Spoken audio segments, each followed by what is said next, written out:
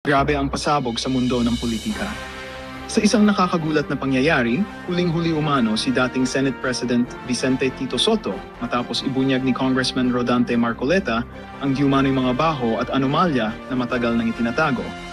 Ayon sa mga ulat, nagsimula ang lahat sa isang privilege speech ni Marcoleta kung saan diretsahang pinangalanan si Sotto sa umano'y irregularidad na may kinalaman sa pondo ng ilang proyekto noong siya pa ang nanunungkulan sa Senado.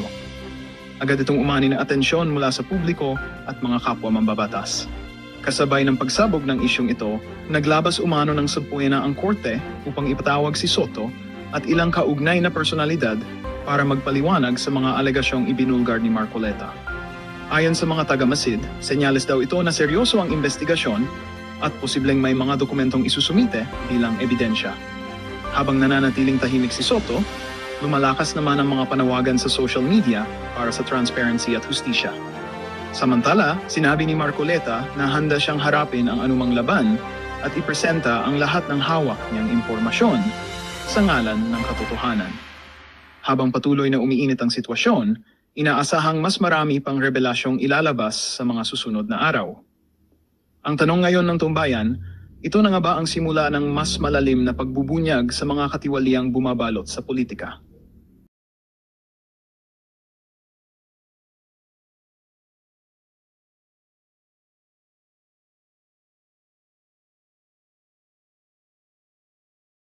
Senador, iniintindi niya, hindi siya nagsasalita ng alanganin. Hindi siya nagsasalita na may masasaktan.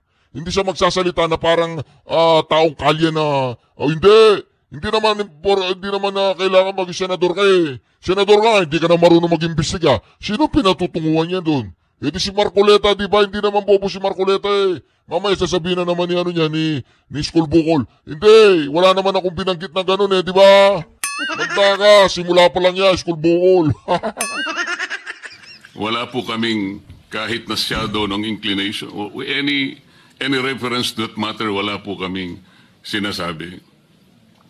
Ngayon po, yung sinasabing abogado ka nga, di ka naman magaling mag-imbestiga, hindi ko po alam kung sino po yung tinutukoy ninyo sapagkat narinig din po kayo sa inyong mga interviews. Sinabi niyo po, Mr. President, na maraming dissatisfied sa direksyon na tinahak po ng aking investigasyon nung ako pa po ay chairman ng Blue Ribbon Committee. Hindi ko po alam kung sino po yung dissatisfied sa mga members natin. Wala naman pong perpekto, Mr. President, pero sa akin pong pananaw. Si Tambaluslos, dissatisfied. Oh, yung amo niya, yung amo. Yung amo niya, yung boss niya, dissatisfied. Ayaw niya, ikaw yung Blue Ribbon, tinanggal si Escudero. O collateral damage pa si Escudero, ganoon. Ayaw kasing tanggalin siya ni Escudero eh. Ginawa ko po yung aking makakaya. Kung meron man po akong pagkukulang, ay humihingi po ako ng tawad sa aking mga kasamahan sa Blue Ribbon Committee. Ngunit hindi ko po sinadya na ilihis sa direksyon ng tamang pag-iimbestiga ang ating Blue Ribbon Committee. Nararamdaman po ninyo si Senator Marcoleta, masyadong personal kasi sa kanya. Masyadong personal sa kanya ang Blue Ribbon Committee. Masyadong personal sa kanya ang trabaho niya. Dinidibdib niya yung trabaho niya katulad ni Rodrigo Roa Duterte. Dinidibdib nila yung trabaho nila. Kaya kapag may narinig silang hindi maganda sa sinasabi nila, sa paraan ng pagtatrabaho nila, masakit sa kanila yan. Kaya nararamdaman po niyo si Senator Marcoleta, hindi ko alam kung gusto niyang umiyak, kung talagang yung emosyon niya, talagang punong-puno yung dibdib niya, yung isip niya. Hindi naman po siya umiyak, kaya lang, nararamdaman ko po yung emosyon niya. Nararamdaman ko. Alam mo kung high school lang ang dalawang to, yung medyo batang, talaga nagkaroon ng sapakan dito eh. September 10 po, 2025, ang programa pong Sa Totoo Lang, sa 1PH, nandun po yata si Job Francisco, Chicky Berhel, Cheryl Cosim. Ang sabi po ninyo, with reference to the affidavit of the Discayas, may suspetsa kami na inedit yung affidavit. Mr. President, ito po ay indirect affront to the integrity of this representation. Yung lamang pong pagsuspetsahan niyo na inedit yung affidavit, paano kayo nagsuspetsa? Ano po ang ginamit ninyong batayan at pagsususpetsahan ninyo na maring inedit yung affidavit? Nakakaya po yan, mga kareaksyon. Senate President ka, tinutusta ka sa sarili mong upuan. Senate President ka, hindi ka man lang nila pinunta sa opisina mo. Senate President, bakit mo naman sinabing inedit? Hindi naman inedit yun eh. Yung pinersonal siya sa opisina, hindi! Tinusta siya! Diyan sa may plenary. Tinusta siya na naririnig ng taong bayan. Tinusta siya. Mga kareaksyon, tinusta siya, talagang malutong. Talaga diba? Tusta yan eh, tustado. Ako po bilang chairman ng Blue Ribbon Committee, nagpakaingat-ingat po ako nung sila po sa pamamagitan ng kanilang mga taga-lapit, ay minabuti ko pong hingin sa kanila. Sumulat sila sa akin para malaman ko kung talagang meron silang kagustuhang magpahayag ng kanilang saloobin tungkol sa dinidinig natin sa Blue Ribbon. At gusto kong masatisfy ang sarili ko, Mr. President, kung totoo nga at kung bakit nila gagawin. So nakareceive po ako ng sulat sa kanila, handwritten. At nung malaman ko po na talagang galing sa kanila ang pagpapahayag na voluntaryo, sinabi ko, sige, gawin ninyo. At kinakailangan, bago nyo ibigay sa akin, notaryado na yun. At yun pong affidavit na yun, o subscribe sworn statement, Mr. President, ay naibigay sa akin, araw na po, maggagabi na po ng araw ng linggo, in a sealed envelope. At kung sinasabi po ninyo na ang SOP ay dapat na ibigay sa mga miyembro ng ating Blue Ribbon, wala na pong pagkakataon sapagkat sa umaga po alas 9 ay magsisimula na po ang Blue Ribbon Committee.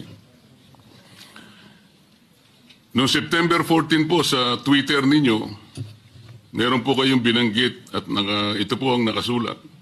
Very devious. Wala pang hearing ang Blue Ribbon ni Ping Lacson. Gusto ng ilang Bumaba! Bumaba si Skull Bungol. O bumaba ba mga kareaksyon na yun, nasa likod niya, Dobius, ibig sabihin, very devil. Tinawag niyang very devil. Alitan agad. What are they so afraid of? Bakit minamadali WPP agad ito? Ano bang nangyari? Malalaman natin sa Blue Ribbon kay Senator Lacson, meron siyang investigasyon ginagawa tungkol dyan. Ano po ba yung pinanggalingan ng mga salitang yun, Sir President? Sino po yung natatakot? Sino po yung nagmamadali? Kung ang inyo pong tinutukoy ay yung aking sulat para irekomenda na mag-apply sa Witness Protection Program ang mag-asawang Diskaya, yun po inaayon sa batas, Mr. President. Ito po ay inaayon sa Section 4, Republic Act 6981. Ito po yung Witness Protection Act. Ang sinasabi po doon, in case of legislative investigations in aid of legislation, a witness with his express consent may be admitted into the program upon the recommendation of the Legislative Committee where his testimony is needed when in its judgment there is pressing necessity therefore, provided that such recommendation... Bumaba po si SB. Skull Bukol, SB, o yun. Bumaba, nasa likod siya ni Marcoleta. Narinig tayo, kanina hindi bumaba eh. Nung binanata siya ni Bato de la Rosa, hindi siya bumaba eh. is approved by the President of the Senate. Ang committee po ay nagpasya, Mr. President, kasi hiniling po nung Diskaya sa kanilang sworn statement na meron tangka sa kanilang buhay, sa kanilang seguridad, ang kanilang pamilya at kanilang mga anak. Kung kami po ay nagmamadali, yun po kasi ang sinasabi ng batas. Para makapag-apply po siya na sa Witness Protection Program, ang chairman po ng committee sa pagsang-ayon ng kanyang mga miyembro, kailangan po kami gumawa ng sulat sa Secretary of Justice. Ayun nga po, ipinrepair namin kaagad hindi nga lamang po napirmahan ng pumalit na Senate President sapagkat nagpaliwanag siya, nalaman pala niya na meron palang press con ang ating Department of Justice Secretary na doon sinabi niya, hindi raw siya magbibigay ng witness protection sapagkat kinakailangan munang ibalik ng mga diskaya anumang pera ang kanilang nakuha sapagkat hindi kanila yon. Sa makatid, ang policy daw ng Department of Justice ay ibalik muna yung pera bago aksyonan ang kanyang aplikasyon sa Witness Protection Program. Mr. President, ako po'y nalulungkot. Maski sa aking press con kanina ay sinabi ko kung bakit ganun ang sinabi ng Secretary of Justice. Wala po sa tuntunin yun eh. Kung babasahin lamang po niya ang Section 3 at Section 10 ng Republic Act 6981, wala pong binabanggit doon na restitution, yung pagsusuli. Nag-uumpisa lang po sa pagsusuri, sa pag-iimbestiga ang komite. Meron na po bang halaga na dapat isuli? Na-determine na po ba yun? Meron na po bang ruling na kung ano kung sino at gaano ang isusuli ng kung sino man ang may kasalanan? Meron na po bang ganun? Wala po eh. Prospective lang pong mag-a-apply eh. Nasa sections 3 and 10 ang mga requisites kung ano-ano po yun. Mga 10 requisites po yun. Yung restitution, wala po ron eh. Kaya po ako'y nalulungkot kung bakit po binanggit yun ng Secretary of Justice.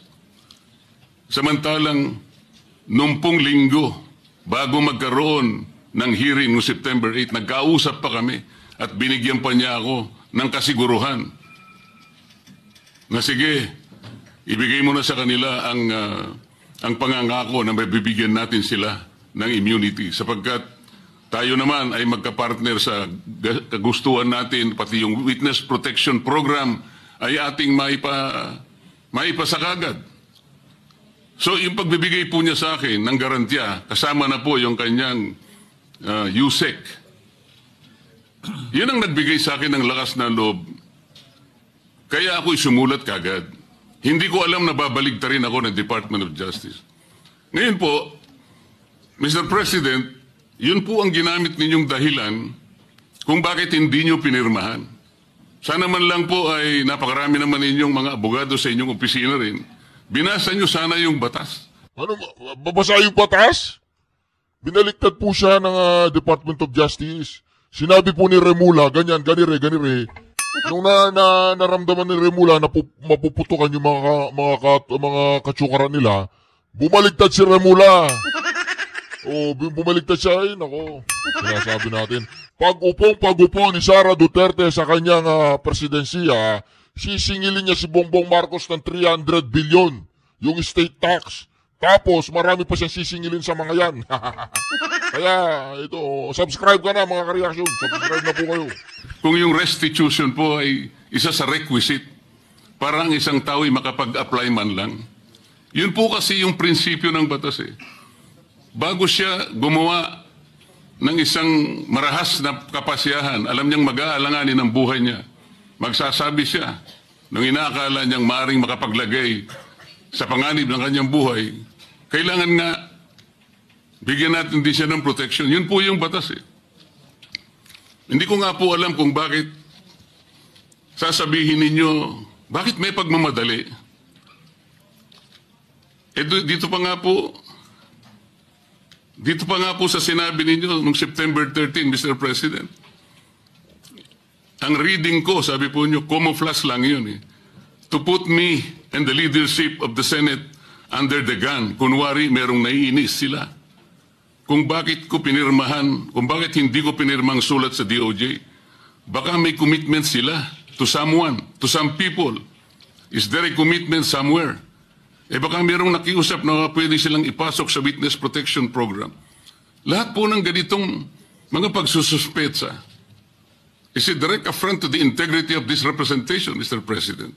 As a member of the Senate, bakit po kinakailangan magkaroon tayo ng ganitong pahayag sa publiko na walang basihan?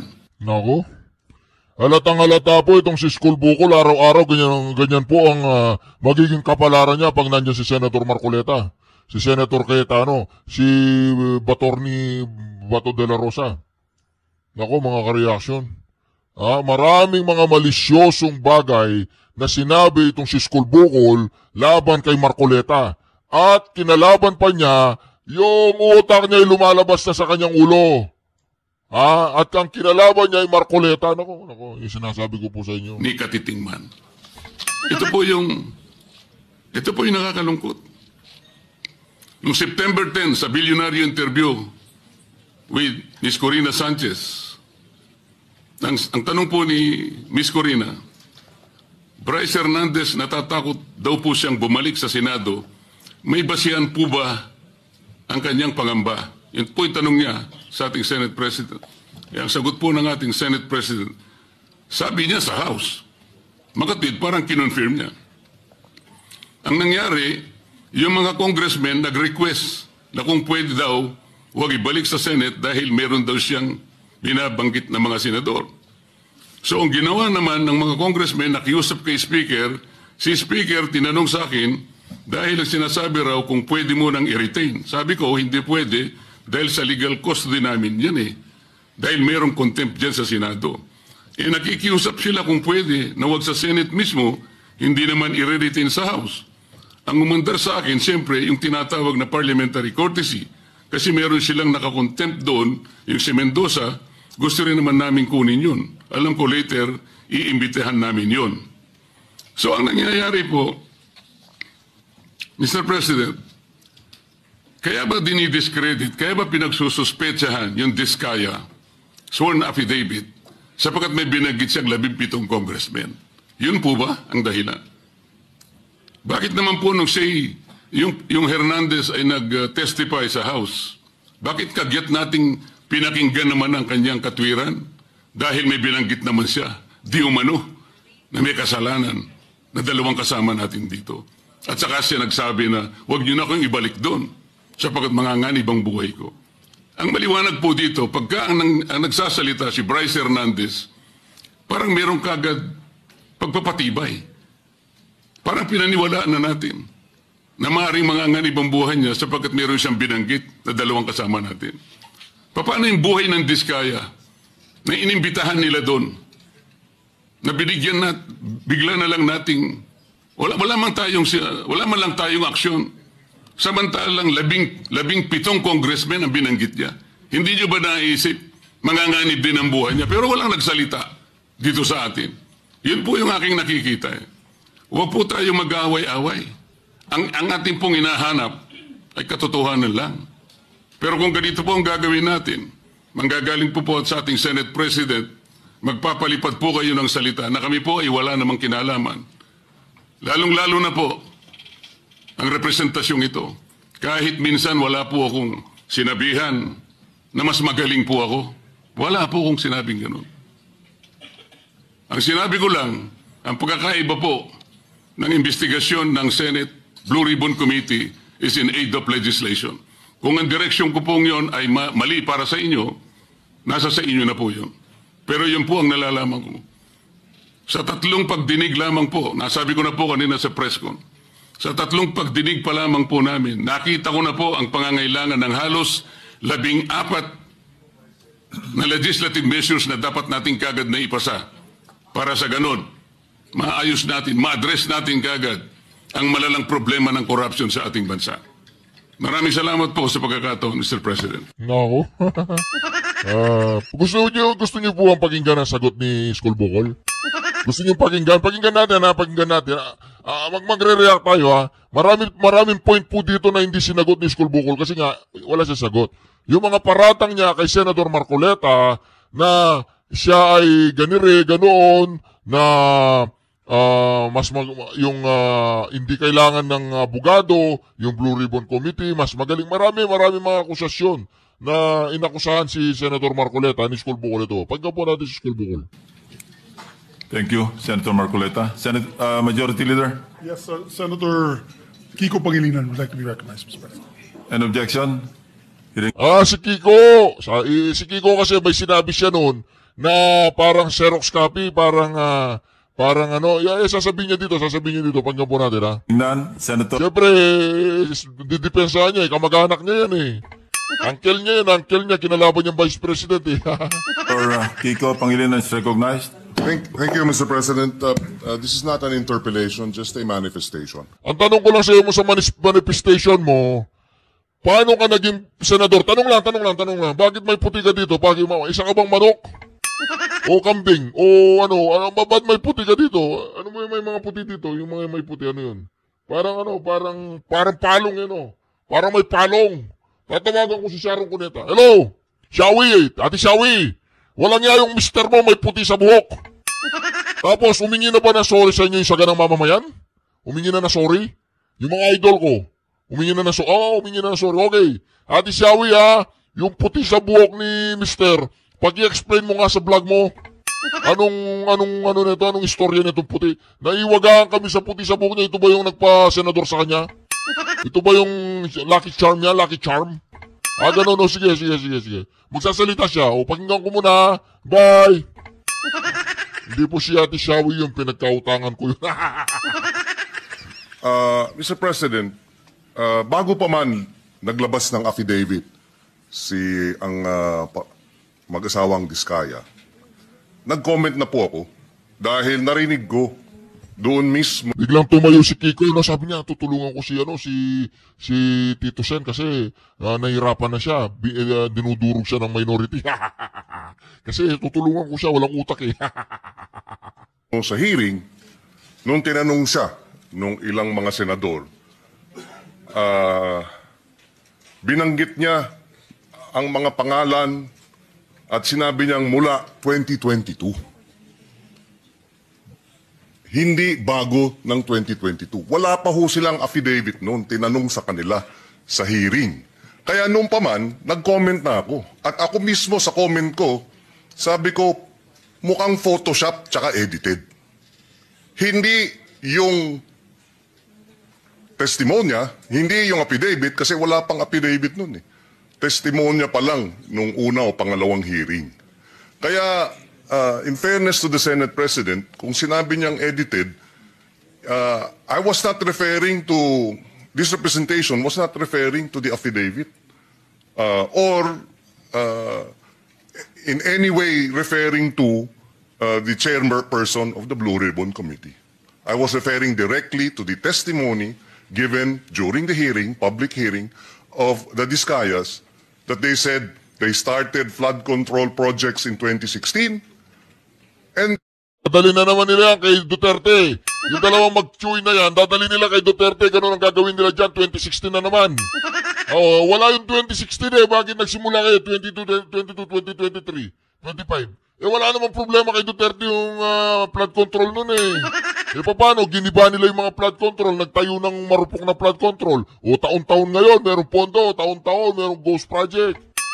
Di ba, itong Kiko na to, yung puti mo sa buhok. Dadala ko ng gunting. then went on to continue until 2025. And they too said na itong mga binanggit nilang pangalan ay sa 2022 lang. So, kahit na wala pa ho yung affidavit, doon pa lamang sa kanilang mga testimonya during the public hearing, nakita ko na mukhang hindi kapani-paniwala. At least this... Hindi kapani-paniwala kasi wala yung 2016. Hindi kapani-paniwala, gago ka ba, Kiko? Kiko ka na nga, gago ka ba? Kiko na nga ang pangalan mo, gago ka ba? Tanong lang. Di ba mga kareaksyon? Dahil wala yung 2016, pinoproblema nila ngayon. Paano yung panahon ni Abnoy? Yung 2010 to 2016. Hindi nyo imbestigahan yun? O imbestigahan na natin kung magsimula kay Manuel Quezon. This is my view as a lawyer na mukhang kung gagawin silang state witness, kinakailangan buo, hindi edited. And when I refer to edited, sila bilang mga testigo, ine-edit nila. Hindi yung chairman ng komite, hindi yung sa I was not referring to the affidavit, I was referring to their testimony when the affidavit had not yet been actually submitted. Just So ngayon, halimbawa, nagbigay sila ng testimony, yun ang sinasabi na sworn statement yun. Mali man yun o tama, yun ang sworn statement nila, may pananagutan sila doon, Kiko. Pag mali yun, may pananagutan sila. Pag tama yun, edi okay. Hindi mo ba naintindihan yun? Pag nagsinungaling ka sa korte at sa Blue Ribbon Committee, anong kahantungan mo? Di ba, makokontempt ka. Ngayon, anong ninangaw-ngaw mo dyan dahil wala yung 2016 to 2022? Gago ka ba talaga? Gago ka ba? Anong lang? Ano yung ano sa puti na walang ya? Ano yan? Parang abnormal kaya dapat naglagay? for the record, Mr. President. Thank you, Senator Pangilinan. In addition, Mr. President, point number 2, sorry. I was a member and continue to be Nandiyan ka ba? Kala ko umalis ka na. Walang yan naman talaga. Oo. Umalis ka na dyan. Wala naman sa sinasabi mo. a member of the committee.